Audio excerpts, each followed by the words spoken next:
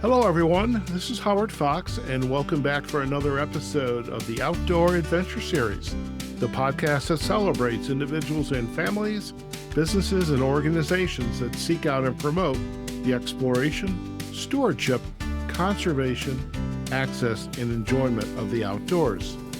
Shauntel Bruner-Alvanna is our guest today. Shauntel is the Executive Director for Visit Nome, Alaska, and she is responsible for bringing economic and sustainable growth to Nome through tourism and other forms of professional interest. Shauntel, it's a pleasure to meet you, and welcome, finally, to the podcast. Thank you so much for having me. I'm so excited to share a little bit about Nome and talk about all the neat things we have happening up here.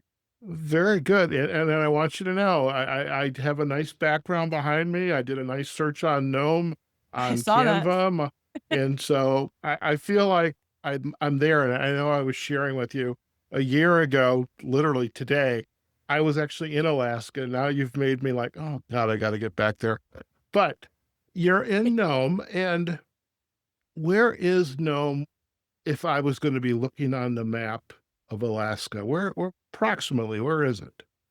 So we are considered the western region of Alaska. How I see it is when you look at the map of Alaska, I see the profile of an old man's face with a beard.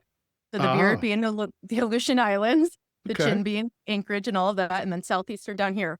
We are at the tip of the nose. So we're not all the way up as Iditarod, but we're pretty far away from everything else. Okay. So yeah, when you're looking at it and you see the Seward Peninsula, we're right at the bottom there. So we are the western hub of our whole region. We serve a variety of other villages that are in our community. And yeah, we're just a very diverse, unique area. Okay, very cool. Now, I know of Nome, Alaska, because of a certain event that happens every year, and I want to talk about that.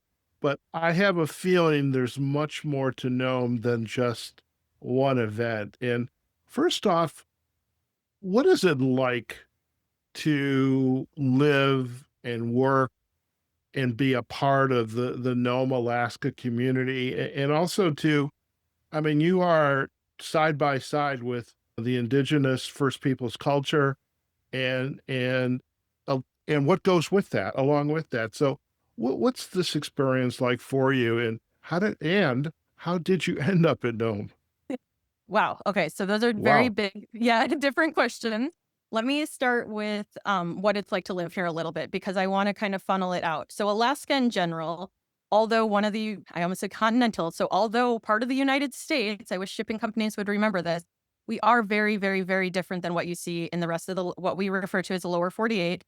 And a lot of that is just access. So we don't have roads that all the way come up here, or that don't go through other continents, or barges, or the expense of having things shipped. So if you take that and then you narrow it down even more, it's like to live in Nome. We are even off the road systems that exist in Alaska, which means during the winter when our sea is like locked up, the only way to get things in and out of Nome is via airplane, which Okay. can be difficult. I So would if you imagine. are somebody that has allergy, like food allergies, if you're somebody with medical issues, if you're somebody, that needs frequent appointments and things like that, it can be a very unique challenge to kind of create a life that works for you up here. So with that said, like you had mentioned, we are not the first people up here. And like a lot of Alaska, there's 22 federally recognized tribes. In Nome, we actually have representation of 3 of those areas, which is amazing. So we have a Nupiaq people, Siberian Yupik people, and then the Yupik people down in St. Lawrence Island. And you see reflections of all of that culture and that influence throughout our community and our region. So whether you're visiting a village south, you're going to hear a different language than if you were to visit a village north, all of which that Nome represents, which is very cool. So the amount of diversity that you see up here does differ from other places that you'd see in the state or in the rest of the state. How did I get to Nome? This is one of my favorite stories. Okay. So I've got kind of time. like we were, yeah, exactly. So kind of like we were talking about, once you get here, great, but it's sometimes hard to leave. And I like to refer to that for myself as well. So I was offered about a year job to come up in 2015, and I was coming from Chicago. And so I considered it because I had traveled for a little bit and I knew it was off grid and I knew it was going to be an experience. So I went for it. I said, sure, I'll go make a little bit of money. And that's what a lot of people in Nome do. We get a ton of transient employees. We get a lot of professionals. We get a lot of people that do the 2 to 5 year contract, whether they're teachers, doctors, et cetera, capital projects, et cetera. I was one of those people that fell in love with Nome. So I got here and my job, although it was with the city, I started doing tours almost immediately, translating French with one of the companies in town. Ah, That's where I met Richard Benneville, and so most people are from Nome are familiar with Richard. Richard was amazing, just over the top. He came from New York, just very flamboyant, very, very, very much in love with Nome. And so to meet him was one of my first 10 people's definitely had an influence on me. And then, like I said, I did not leave after that year. We're going on 10 years now. And okay. and I plan to stay here. I have my kids here. I'm raising indigenous babies here. I love my community. I want to show off Nome in a sustainable way, that, like you said, that brings in stewardship and ambassadorship and education together. And I want to do what I can to support my community economically and watch the growth happen in a way that keeps all that diverseness protected, but also growing. Okay. And a running joke, and it's probably a running joke just in my head, but I ask it in a lot of my interviews because I'm always looking for my next place to live. And I live in Las Vegas, and I'm getting. I think there was a movie called Leaving Las Vegas. And there's probably a movie that says you can, but neither. I do enjoy Las Vegas, especially Boulder City and the outside of the strip, the nature, dark skies, things like that. So, okay, Vegas, you heard that. What is it like to be a visitor and decide to stay? Is that still happening? Or were you unique in this respect? Or do people say, I've heard of no, I want to go visit? Yeah, I'm going to stay here. Yep, you do see it often. There's like a group of us who thought it would be a year and they're going on 15, 20. And then you see people who started as contract employees and either meet their partners here or decide to make family and stay here. It goes both ways. But no, I'm unfortunately not super unique. Nome is unique. So if it speaks to you and you are meant to be here, you will get stuck here and you will probably end up doing something good, which is awesome. But no, there's a large group of us that are incredibly passionate transplants. Okay. Yep. And you mentioned the road system, and during the winter, the only access in or out, assuming the weather is cooperative, is via a plane. Does that lend itself to something unique about just this location? I mean, it'd be kind of nice not to have a car and worry about going to Costco or to Trader Joe's, but the fact that there's only a limit to where you can go, how Yeah. impactful is that within your community? So that's a great point. And so what I noticed, we still have cars. So there is like a road system within Nome. So I do tell tourists if they're coming and they're not biking or anything to invest in the car because you'll want to get out of the city in order to see the real beauty, which is the nature part. Okay. However, as a resident, what I noticed the most was the benefit and lack of choices. So we have almost everything you could need, whether it's sleeping bags or meat at the store. Whether or not it's the exact cut or the brand that you want, that's a different story. I personally love it. I love not having 15 options of egg breakfast sandwiches to choose from. It's overwhelming and I find it to be just like too much. And so being in Nome, we have 2 grocery stores. We have a couple of hardware stores and things like that. So what that means is just a lot of proactivity and a lot of intentionality. So if you have a prescription, make sure you are on top of it because if the plans are not working, you might not get it in time if our hospital doesn't have it in stock. Same with food. Like almost every family I know has an additional freezer either in their cunny check or entryway or outside in the shop that's filled with meat from the summer or fish and things in case our store shelves do go a little bit bare. We do have some choices. So it just takes a unique kind of mentality to get used to being off grid. And once you figure it out and hack the system, it's amazing, if not better. Don't Okay. tell anyone. I'll keep it to myself because Yeah. I'm going on Zillow right after our call. So I got a quick question. You said a word, honeychuck? Honeychuck. So that is an Inupiaq word for Honeychuck. entryway. Okay. Yep. So I need to do more work, but there's a lot of language revitalization trying to happen or efforts happening in Nome, which is beautiful. It's tricky though, because a lot of the indigenous languages were oral. And Mhm. so being able to get them down, getting spellings right, pronunciations, and then the dialect of all the regions we represent can be tricky. But with Okay. me and my daughter, I try, even if I butcher it, I'm trying to put the language back into the universe. Excellent. And so let's talk tourism. Visit Nome. You've got a wonderful website, and we're going to see that in just a few minutes. But who are the tourists that, and where are they coming from and why did they say, I want to go to Nome, Alaska? Well, you kind of touched on this earlier. So I would say 20% of our tourists are coming specifically for the Iditarod, which is great. Okay. I love that. However, we are so much However, more finish line. We really are. And it's winter, which is beautiful, but there's just such a, and that's what I tell people that are visiting during Iditarod. I'm like, awesome, you made it to part one. And now I can't wait to see you in the summer because it's such a difference. It's just night and day, literal difference. So that would probably be our biggest draw. The second would be like what I've been seeing actually is an influx in people from the state, which makes me really happy. So instead of people leaving Alaska and going elsewhere, people from Alaska are exploring Alaska. oh, wow. When I moved to Nome, one of my favorite things was anytime I'd go down to Anchorage to do some bush shopping or be on a road system again or just have some normalcy, people in Anchorage would always be shocked that I lived in Nome. I'm like, we Really? live in the same state, but that kind of indicated how rural and how just different it was. And it made me feel empowered to kind of be that cool person that lives off the grid. We're seeing a lot of intentional tourists. So last year we saw bikers, we saw people who wanted to camp, they wanted a zero carbon footprint. They were nature enthusiasts coming out just to do photography of the wildlife, the muskox, different things. I am very much loving the intentionality because what comes with that is people who are doing their homework. And because we're so off grid, there can be situations that come up that might not exist otherwhere in terms of safety. So that's a big one. And then again, that sustainability factor. We are small, we have limited housing, we have limited lodging. So if people are able to do their homework and realize that we might not be a quick overnight trip, but we are still a destination worth visiting, are going to be very, very, very welcomed here. Okay. Can you kind of go a little deeper on this aspect of homework? Because and there are locations, I mean, even here in Las Vegas, I want to go for a walk in the desert. Okay, you need a good pair of shoes, a lot of Yep. water, a hat, sunscreen, and maybe some Yep. hiking poles. What's the best way to prepare for a trip to Nome? And I realize you have potentially four seasons, but how do you begin to help a visitor prepare for that? And would this be a service you'd also provide up on the website? Correct. So that is one of the areas that I'm trying to enhance on our website. And we have added a few safety features in our 2025 visitor guide, which is also online. The biggest one I think, and I have seen, is just communication and just awareness.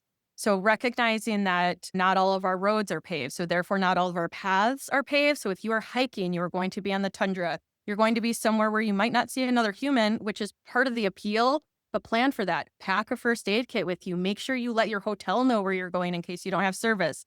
There are in-reaches to rent with through the hospital and various organizations. Again, the food and the medicine thing are always big too. Like if you're coming up here, make sure you have what you need to take care of yourself because what we get in and out is very limited. So safety wise, like we don't want anything bad to happen to any of our guests with something that could have been prevented with a little bit of planning. But yeah, I'm trying to update the frequently asked questions. It's tricky because it's objective. So I'm trying to gather information from guests as they come. Like, what's something on there that I didn't even think about that would have been beneficial for you? So if you get feedback or have people want to reach out to me and let me know, like, what was the most different thing that maybe I don't even see anymore because I'm here all the time, things like that. And then just mindfulness, recognizing that we are on tribal lands, but these lands Mhm. are permitted. Don't just get out of your car in the middle of the road and putz around. We get a lot of people who think that because there's not a lot of other cars on the road, that there's just not a lot of other cars. But that's a safety thing for our community too. Please pull over appropriately. Please be mindful when you're walking. The tundra is very uneven and Mhm. please be mindful of wildlife. This isn't a national park that's protected. The muskox and the moose are right there, and you need to be the responsible human. They were there first. So get Right. out of there. And like, that's what I tell people. It's like, if you can run 35 miles per hour, you can go hang out with the muskox. But if you cannot, stay in your car. Just stay in the car. Like, it's really, That would be the smart thing to do. you would D be surprised. I actually, I would not be surprised because I just from having conversations like I do, people do Yeah. things as like, what were you thinking?" Which actually, I should add this as a feature on the podcast, but what if you come across, and I don't want to pick on anybody in particular, but No, no. have you ever said to yourself after seeing something like, what were you thinking? Yes and no, because again, I understand that we're so different. And I know people have expectations based on like what the norm is, because the opposite happens for me. So like I'll go to a national park and be so excited to go on a hike at 6 a.m. And then I see 30 other people and I'm like in a parking lot. I'm like, Shh, I hate this. So I have to remember that that's the norm in other places. So when people come up here and they can't find a trailhead because it's literally a stick in the ground, I have to meet them in the middle. But Sure. and that's where the communication comes in. Communicate. If you don't have a friend up here, at least somebody who's checking in on you or at least your hotel. There's a ton of places up here that are off of the cell phone system as well. Even for us, like it doesn't matter what cell phone you have. And our search and rescue are volunteer based. So please Hmm. just do us all a favor by letting us know what the plan is so that if we do need to come help you out, we know exactly where we're going and what we're coming into. Okay. Now I'm Yeah. curious, during the peak travel season, again, with the exception of the Iditarod, do you have an influx of cruise ships coming in? Or are Yes and you no. So that's okay, pretty regulated throughout the whole summer. So I would okay, say right now is kind of the I don't know if I'm getting this right, the crescendo, the beginning of the uprise. So we get our right. birders coming in as of the 15th. So we've got people outside and birds outside that you're just seeing all sorts of fun species, which is so amazing. I wish I was there for that. I love Oh, it's birds. brilliant. Well, and then the best part about the birds is that they come, but they also leave. And I Yeah, feel like people forget this, but like August, like late August and early September is a great time to visit Nome. Like right now, it's brilliant too, don't get me wrong, but like watching the migration come in is the same thing as watching the migration go out, minus all of the tourism. Like you don't okay. see as many people in September, and it's just so beautiful. The colors are unreal. So I'm trying to push more for that. It's like birding can be an all summer thing. I don't understand why it's just in May. And then after that, we have Midnight Sun festivities. So we usually do things throughout the whole month, but that week of what is it? The week of the 16th specifically, we're really going to go to town with different events that the communities are putting on. We have a craft fair. And then that Okay, also aligns with the first cruise ship that we have coming in. So that one's our okay, Westerdam. And that's the biggest one that we see every year. And then we see about 9 to 10 more the rest of the season, but the okay, majority of them are August, September. So I think we only okay. have, yeah, we have one in July and then four in August and four in September. So they're kind Okay. of very spread out evenly, which I think is great because it gives everyone an opportunity to kind of see the whole season. Oh, that is great. I mean, when I was in, Juneau, last year, all of a sudden, all these big cruise ships were there. It's Mind you, that was great experience because friends of mine from Chicago were on one of those cruise oh, ships, and that's cool. I got a call Sunday morning. "Howard, are you in Alaska?" And I'm like, "Yeah." "Are you in Juneau?" "Yeah." "How'd you know?" "Well, so What are are the we." chances? Yeah. Yeah, who knew? But I Wow. love the fact it's spread out, and by the way, if I do come and visit, it's gonna be August, September, 'cause for the after the tourist season, and I love birds. I love just sitting and listening and watching or taking some photos, so Exactly. I'm Well, and just subsistence.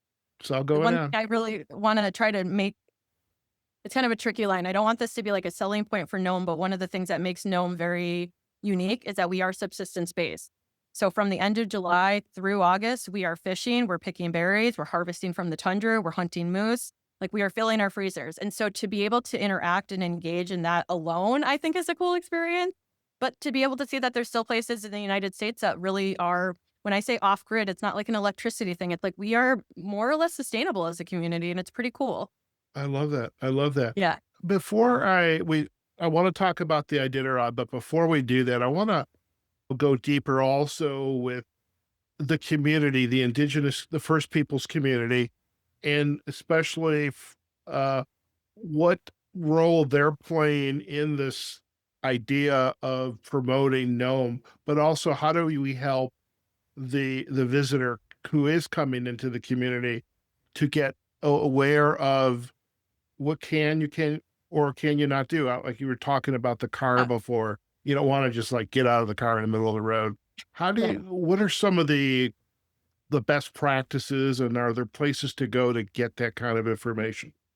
Absolutely. That's a great question. So I first want to preface with saying that I am not Indigenous, but work really hard to work with my Indigenous leaders in my community for this exact reason. A lot of collaboration, communication, and working together needs to happen. So, as a guest, kind of back to doing your homework. One, understand that you are on tribal lands, what that looks like, what permitting looks like, places you can't go, etc. Understanding the history. Nome specifically has a very real, recent history of colonization. And it's something worth looking into because it's part of what makes us us, but it's part of where we are right now. And so it's important to kind of keep that in mind. There are several tribal organizations in town that are worth reaching out to. So there's Coeric. They do everything from GED programs to craft fairs. They have the cultural center, all sorts of things. Just phenomenal, phenomenal resource. Their website, I think, is just coeric.org. So that's something Mm, I can email you later if you want to have a link to that for people to check out. sure. There's King Island Native, for which that's who you would go to if you wanted permitting for Woolly Lagoon. So that's a little bit more specific. And then there's Nome Eskimo community too. So these are all, or Sitnasak as well. We have a lot of different tribal organizations and they're working with me. So within the last year, Sitnasak has put out a cultural guide and information about permitting.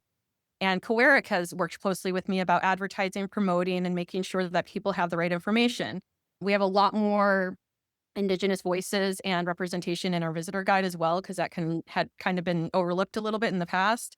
So we're getting there, but it's a work in progress. But it really does take that, again, that intentionality and mindfulness of the people visiting to recognize like, oh, I will, depending on their background, probably be the minority here.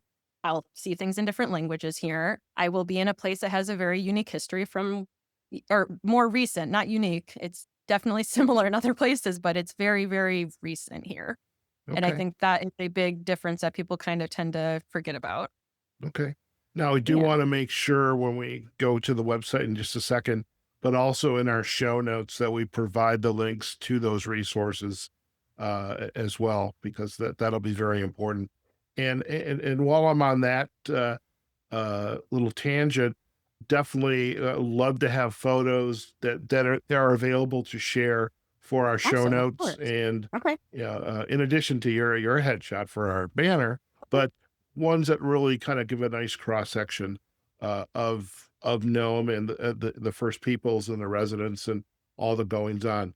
So I love that. before we head to the website, the last big question, the Iditarod. It's been on my radar for many years, and how and I know a little bit of the history, but how has that really impacted Nome as a destination? Oh gosh. I mean, exponentially. I would love to see the numbers and like how that growth transformed in my experience alone. So again, I got up here in 2015.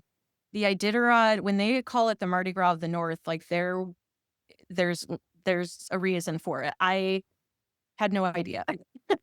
And it's still comical to me. So unfortunately with COVID, we're not quite back to where we were pre-COVID times, but that energy is starting to get there. But you do like the first or second week of March, all of a sudden there's like more cars and more people in town. And you're like, what is happening right now? And like, where did they come from? Like, I don't understand how all of a sudden there's 10,000 more cars here that didn't, things like that. And they don't, it's just silly. That's a But good that's my question, by the way. Where'd those cars come from? I have no idea. My daughter and I joke about it because I'm like, every year, like, because from the basketball, we get people from all over the region that come just for the basketball. And then we get people from all over the country that come for the Iditarod, let alone internationally. I mean, the Mhm. stories that I've heard are so moving to me. Like, I had a woman come up whose husband died, and this was his bucket trip. I had a guy from Australia who was probably 80 years old, never left his country, and came to Nome. Like, this was his one thing that he did in his life. And I was like, it brought me to tears. I was like, "Oh my god." And it's truly magical. And then, like, the energy alone and then watching the athleticism, like, when those mushers come in with those dogs who are still ready to run, it is just so empowering. It's so cool. It's, again, been 10 years and I still, like, wake up and get so excited about the first one that comes in. They're truly athletes, like, and it's universal. It doesn't matter what gender you are, what your background is, like, you have to have true grit to travel 1,000 miles in the dead of winter with a team of dogs. And when they come through, we make sure they know how loved and appreciated they are for all their hard work, and then we celebrate hard. That's It's fantastic. Well, cool. It's cool. celebrate hard, Mardi Gras of the North. I love that. I love that. Yeah. Well, Chantel, I would love if we could take a tour of the website to kind of dive into some of what you've shared already, and I'm sure there's some other nuggets of gold there. that we can find if you're okay with that? Absolutely. I do want to preface and state, so I've only been in this role about a year and a half. Okay. So I did a lot, and before it was vacant and before it was COVID. So I've done Uh, a lot of cleanup work with both the visitor guide, the website, and everything. So please be compassionate and forgiving with me because it's still not perfect yet. Look, Chantel, I get that from everybody. Okay. We're just going with the flow, okay? Awesome. We're here. Perfect. I love this. And you got This a is great great. logo, by the way. Thank you. I love that chamber logo too. Yay. Or is So, that the visitor guide one? Just kidding. Sorry, edit yeah, that out. so take us on a tour. Okay. So as you can see on our home screen, we kind of have a montage of all of the great things that Nome represents. This view is actually the one that's in your background. Kind of Right. cool. If you scroll down, there should be a digital version of there it is, the visitor guide. So Okay. this I want to point out to everyone. You're welcome to click on it, but basically it's got basic information. It's got some advertising of some businesses, restaurants, and things in Nome. There's a little letter from me and the mayor, some Oh, local by the art. way, Yeah. I have to interrupt you. Yes. Salmon. If I give you my address, I want that. Oh, salmon? Oh, do you get tired of you can I could never get tired of salmon. Okay, I'm Oh, sorry. I no. I had it interrupted for you. dinner last night. No, you're Oh, great. You're oh great. god. I'm like, you're killing me It's that here. time of Okay. year. So, All yeah, right. and we don't have to scroll through all of this, but you'll see that there's some articles. I have a couple of things written by some kids in town. I just wanted to include some more local voices. There we go. So There. there's me. Hi. Me in the Muskok Visitor Center. It's some safety features. But yeah, it just kind of touches on everything that we're kind of touching on. So outdoor stuff, subsistence, how to be mindful, etc. I love it. And then I was going to say, yeah. So up here, it kind of separates it into our two big seasons, which again, you've already touched on, Iditarod and everything else. So if you want to click Okay. on the Iditarod link, I can quickly just go through this.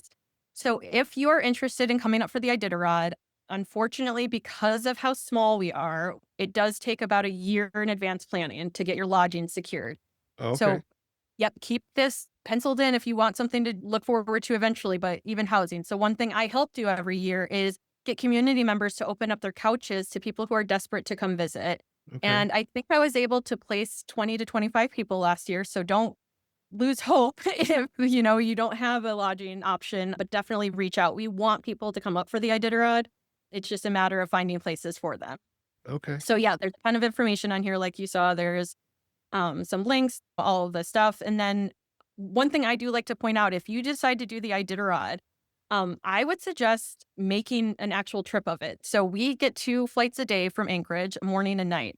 So if you were to go to Anchorage for the start, which is usually the first Saturday of March for the ceremonial start, and then watch their official start the following Sunday, and then spend some time exploring Anchorage, Talkeetna, Willow, etc., and then flew up to Nome and make it like a 2-week long thing, you could see some of the mushers come in, get to see more of the state, and make it an epic Alaska adventure. So that's I one thing love I it. point out to people too is like, if you're going to come up, make it a thing. And if you need assistance or guidance with that, let me know and I can point you to some people down in Anchorage to help facilitate some guidance as well. Very good. I love that. And then if you go to things to do, I do have it separated by summer and winter right now, but winter is pretty sparse. So if you want to click on summer instead, Oh, come on. Go in the winter just oh, because you come said on. it. Okay. There, it's I'll go summer. Thank you. You're welcome. And we're working on it. I really do want Nome to be a full season destination. We Sure. are unfortunately facing some budget cuts and things that might not make that a reality for the next couple of years, but it's something on my radar. I think Nome is worth visiting in the winter, just like Fairbanks is. We have the Aurora, we have outdoor, we have all sorts of fun things worth checking out. Yeah, and so this just gives you an idea of all the options. So whether you're doing a self-guided walking tour or you are renting a vehicle and kind of checking everything out, from the Gold to the Iditarod to the Muskox, there's definitely stuff to keep you busy in Nome. Excellent. And Okay. then you can kind of see, so click the add the event, the midnight calendar thing. So I'm working on that right now. So and a great time to visit is June because there's just so much community activity happening. So I Okay. like to point that out to people. So June is good for community. July and August is good for subsistence or getting outside into nature. Okay. Yeah. And you were just saying something I should click, and I kind of missed that. I don't remember what I said either. Okay, that's okay. I think we're okay. Oh no, I was just Alright. pointing out that it says here to click here to add the event, but you don't Oh, need to. there we go, there we go. Okay, Yeah, but I'm just letting people know. So, like, we collect information from community members to put together a calendar every year because there are that many things going on, which is awesome. Yeah. Great for a single guy moving to Nome, okay? There's a There lot you to go. do. I All love the it. I things. love it. I love it. So we got And places to then so stay, yep, planning. and, like, you can see that we don't have a lot of options, so I always point out to people I would eventually like to put a connect or, like, a link to Airbnb. Yeah. So we have a few lodging facilities in town, but there are more and more individuals who are opening up their homes, which is great option. Okay. And then All under right. plan what do you have in there? Okay. Oh, yeah, these are things I need to refresh. The relocation guide, though, is pretty relevant. So again, I was talking about how we get a lot of people who are transient or coming up just for professionalism. It just Right. kind of gives you some basics, but this would be good for any guest to kind of visit because it gives you information about how we work. So, like, Okay. there, if you wanted to buy a home or apartment, those are your literally two options for realtors, and then the rest are government. Mm, Yeah, and then utilities, all sorts of things. So, just a okay. place to kind of check out the minutia of Nome Well, I know where I'm going after the after call. this. I was gonna go Yep, to Zillow, but I'll come here. Now, there you just go. like curious, if someone were going to move to Nome, Mhm. just saying, uh, asking for a friend, is it best just to like leave everything and sell everything here and just get it once you get to Nome? Oh, yes and no. Gosh. Okay. So what I personally did was I brought up things that were important to me. So my Okay. books, my art and things made it. Clothes and stuff did Okay. not. And part of that is good because it is transient. So everyone that's leaving is leaving stuff behind. So we do have a Okay. thrift store here. And yeah, of course, it would be great if you could recycle or reuse other things instead of bringing up your own stuff. But bring up the basics too, so you're not like struggling either. Because even with Amazon Prime, it ships here, but it definitely takes like 10 days longer than anywhere else in the lower 48. I will pack my all-clad stainless steel, my and, couple pans, and of course, my global knives, and I'll be a happy camper, so, okay. Exactly, you'll be set. Actually, you'll be fine. Alright. Now, one thing I usually ask, and, I Yeah. may be putting you on the spot, but this is your job, and then you can handle it. Is there a good place for coffee in Nome? I you think I could handle this? Yes, but we only have two options as of right now that I know of. Okay. So they're always kind of fluctuating and changing. Well, maybe three. So I think Billy is still doing hers out of her house. We have Okay. one at the Aurora Hotel, and then we have Mimi who just opened. She's doing it at Polar Cafe. The Okay. best place for this updated information, I will eventually get it on the website, but it changes so frequently that I encourage people who are really interested to join Gnome Post on Facebook. Okay. So Gnome Post is where you would go to buy and sell things if you were moving up. So you could even send something out now and be like, I'll be there in 3 months. Does, someone have a pair of snow pants that I can borrow when I get there? And you'll get 97 responses. And then the same thing, like, where do I go for town and coffee? And you'll get the exact same response I just gave you. I think Billy's still doing it. And I think Aurora is open, but I'm not sure of their hours. And I'm sure Mhm. what it's the freshest up to date. And Gnome Post is my favorite resource for the muskox as well. So we get Okay. a ton of people who come up here just to see the muskox and have no idea where to go and to be safe about it. Post on Gnome Post and they'll let you know where the last herd has been seen. It's Okay. awesome. We'll provide the link back to Gnome Post, as well. And so Cool. there's also a Facebook page and an Yep. Instagram, and we'll have those Perfect. in our notes. Very good. Yay. Well, I just love the scenery. It's like, oh God, Oh, it's gorgeous. can And I want to imagine. point out, so one thing I am trying really hard to do is get our events page uploaded and refreshed all the time. So if you Okay. are visiting Nome, please check out what we have going on that week because whether it's a presentation that the chamber's putting on Shauntel or an events calendar, or information about the Midnight Sun, we are a pretty active community. Mhm. And then I'm gonna get links up to like this guy just wrote a book about Nome that he's putting out. The museum's gonna start having discussion. Anything that's happening over the summer, I try to have it shared on our website so that everyone's kind of aware of the happenings. Very good. And there you are. I did a Um, presentation last month. Excellent. Excellent. Okay. Well, this is great. And it's a great introduction to Gnome. I see Yeah. the webcam, by the way. Should I Oh, click that's on our that? most hot spot. Yes. Okay. I'm going to click. Oh gosh. Oh gosh. Why isn't that loading? Oh no. What? Of course, the techie things. Hold on. Try to Okay, refresh. it's probably right there. For what it's worth, Joe Lagan, the CEO of the Boulder City Chamber of Commerce, on their Yeah. webpage, they have what's called the Ram Cam. The rams come down from the mountains into That's awesome. Hemingway Park, and Heaven forbid the ram cam is not refreshing. She's on it. Oh, I get hate mail, Howard. I get literal hate mail. That's why I'm like, why is it not loading? Do I need to?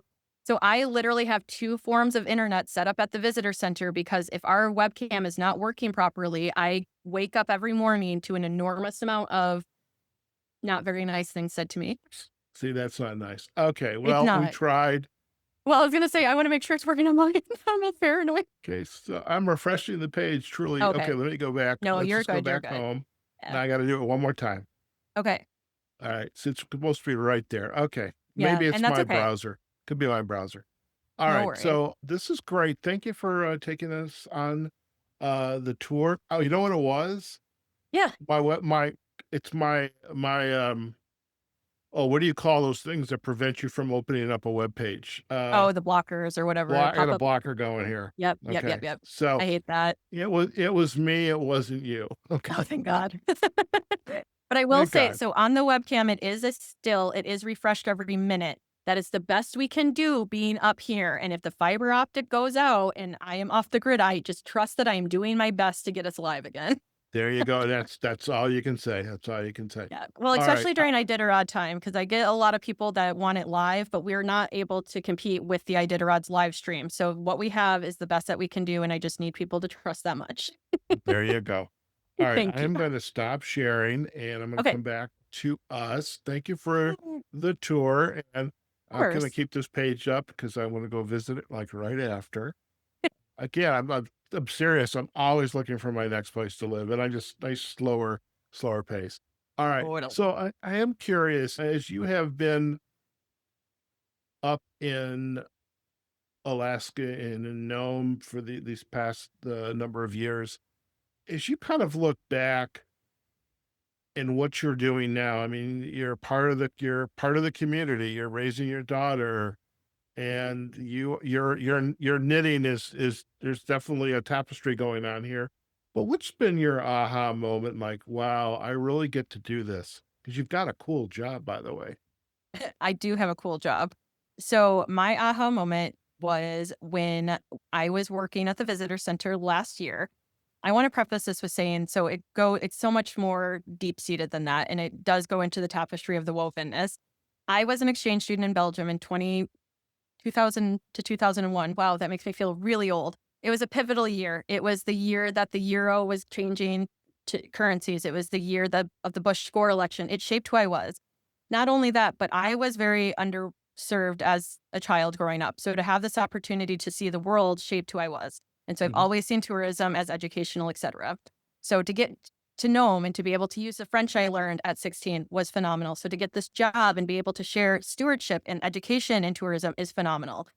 So when I was working at the visitor center last year, just like living on top of the mountain that I've created over the last 25 years, I had a gentleman walk up to me with a printed out email that I had sent him with information about Nome.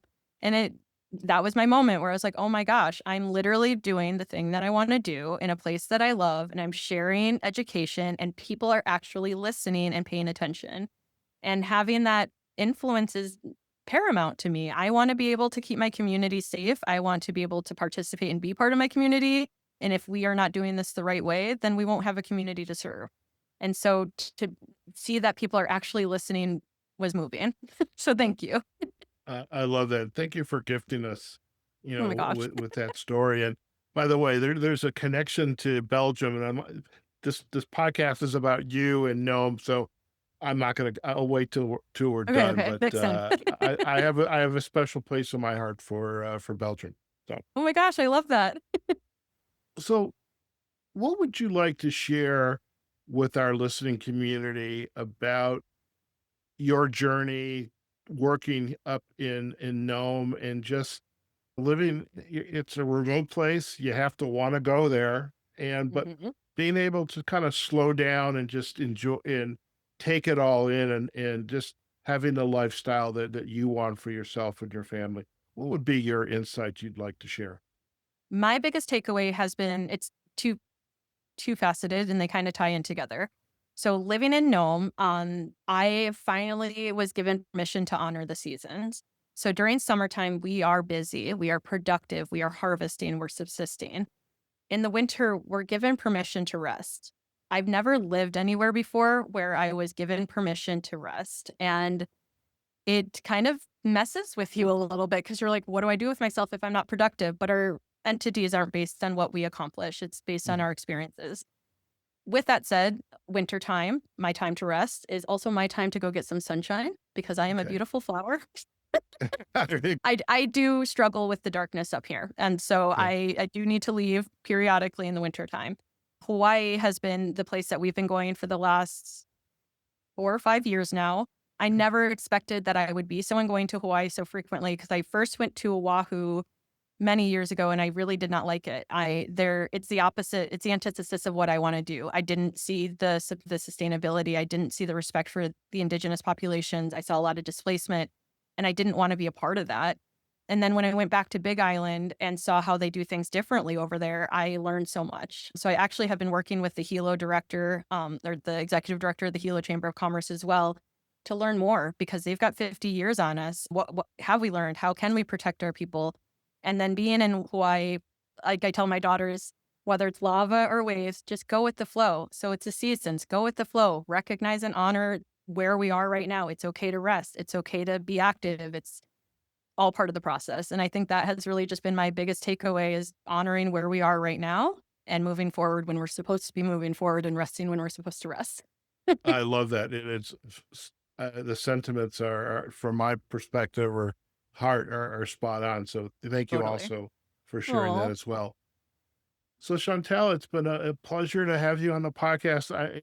If our listeners, if you only knew what we've gone through to be here today for you, but I'm so glad you and I have finally been able to catch up and you sharing really your passion for this for your journey and also for this community that is now your home. And it sounds like a very special place. And I've already have ideas floating in my head about some things we can do. And it just sounds like, again, to be back in Alaska and the beauty of it is just amazing. definitely it's something to want to do and experience. So thank you for sharing part of that experience today with our And thank you listeners. so much for being flexible with me. We did kind of jump through some hurdles making this happen. And that's on me. I'm very, this is a good transition. I'm hard to catch. I am more or less a one woman show over here. So I do a lot of traveling. I'm not always in my office. You have been so patient and kind with me, but also human. I had some life happen too, and you were so kind. So thank you. Well, my pleasure, and I'm very happy to do that and glad to have done it. And I think I made a couple switches on you as well. So Yeah. it happens, but we Yes. are here, we're doing it, and it's a great episode. And I think the best thing that's going to come out of it is our passion grows, and we're going to hopefully, if we get one more visitor coming to Nome because they heard this episode, then we have A done win. what we set out to do. Now, we will Absolutely. provide the backlinks to Okay. the website as well as to the Facebook and Instagram pages, and we'll have some nice photo collages up on the website. But really, just again, want to thank you for taking the time to chat with us today and sharing a part of your journey as well as sharing a part of this wonderful piece of paradise up in Alaska. So That's appreciate awesome. it. Yep, Thank you and my again. contact information should be found on the website, but if anybody needs anything, they can always email vcdirector@gnomechamber.com as well. Sounds like a Oh, plan. Listen, thank Chantel, you. stay on the line. We're going to do a quick close and you and I can have a final chat. Okay, thank you. All right. All right, folks. We have just been chatting with Shauntel Bruner-Alvanna. She is the executive director for Visit Nome in Alaska. And like me, I know Nome because of the Iditarod, but we've learned today is that Nome is the Iditarod, but it's much more than that between the location in Alaska, nature, wildlife, experiences, and our wonderful indigenous cultures that have been making this area of Alaska home for I don't know hundreds, thousands of years, and just their impact on this community. And what a place that you can plan a visit to, whether it's during the winter or the summer season. Lots to do here. Just need to prepare a little bit. Now, do make sure you go out to the Visit Nome Alaska website, visit nomealaska.com. We'll provide a backlink to it and Facebook and Instagram. And we'll also provide links back to many of the resources that Shauntel mentioned during our interview, as well as to the Gnome post. And I'm going to go in there as well. But as for this episode, please visit us on our website, outdooradventureseries.com. We're also on LinkedIn and Facebook on the Outdoor Adventure Series. And you'll find the video of this episode, including the tour of the Nome, Alaska website up on YouTube. And the audio of this episode will be found wherever you get your podcast from. So just search for Outdoor Adventure Series. Okay, folks, wherever you are, whatever you're doing, go out there, have a phenomenal day. And we look forward to having you join us on a future episode of the Outdoor Adventure Series podcast. Take care now.